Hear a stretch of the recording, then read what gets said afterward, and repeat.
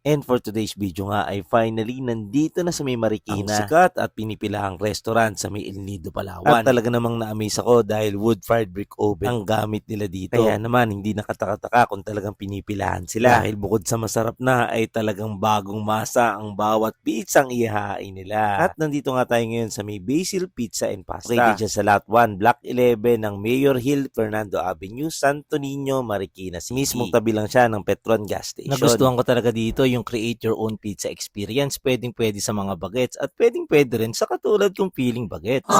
Step by step ka nga nilang tuturuan mula sa pagmamasa, pagpipindot-pindot ng dough, kaya nakakatuwang experience to. Ito yung feeling na fulfilling. Paano ba naman kasi mismong ako yung gumagawa ng sariling pizza ko? Kaya naman talagang sobrang nag-enjoy ako dito at kasama ko rin dyan si Bobby and Rocky nagluto. At ito na nga, dumating na, luto na ang ating Cinque Cheese Pizza. Dito ko nga napatunayan na talaga may talento pala talaga ako. At nagdatingan na nga yung mga order natin katulad ng bacon and spinach pizza. Ito yung bago sa menu nila, ang Ossobuco. At syempre sinabi ko ano ba yung mga best seller sa mga menu nila, kaya lahat yan ay titikman natin. At ano pa nga ba ang unang mong titikman? Syempre naman yung mismong ginawa mo. Tignan nyo naman kung gaano ka-cheesy ang ginawa ko yan, mga ka-immortal. Hindi yan masarap dahil ginawa ko, pero masarap talaga yung kombinasyon ng mga cheese niya. Pala, option lang yon kung gusto mong gumawa ng pizza, pero pwede ka na agad mamili sa mga menu nila. Next naman, ito kanilang bacon and spinach. At unang tingin pa lang talaga mukhang masarap na, at nung kinagat ko, literal talagang masarap. Dito nga ay halos hindi ko maramdaman yung spinach, kaya kung sasabihin yung pwedeng pambata, ay pwede rin pambata talaga. Lalo na pag nilagyan mo ng parang honey, tapos na ang boxing. Next naman itong Ossobuco, 350 grams ng cross-cut beef shanks yan. May braised vegetable, red wine, beef broth, at saka mashed potato. Ang nagustuhan ko pati nga dito ay meron talagang pa bone marrow sa gitna. Ayan, talagang sinupsup ko yung bone marrow at saka ko sinilip. Ang sarap din ito, mga ka-immortal. Next naman ay ang Polo Rosto. Roasted chicken siya, pero ang napansin ko dito, hindi siya yung katulad ng mga ordinary na lechong manok na nabibili natin. May sariling sauce din siyang sinasawsawan, hindi katulad ng sinasawsawan natin na toyo at kalamansi. Dito nga ay lasang-lasa mo yung iba't ibang herbs and spices na nilagay nila. Ang lambot ng chicken at ang sarap. Kaya bawal magtira, pati ang nalaglag, kain yan. Isa nga rin sa mga bestseller nila sa pasta, ang kanilang shrimp rigatoni. Meron nga tong rigatoni, shrimp, white wine, fresh basil, pomodoro, at saka cream. May kalakihan nga rin yung pasta nito. Hindi siya yung ordinary na manamis na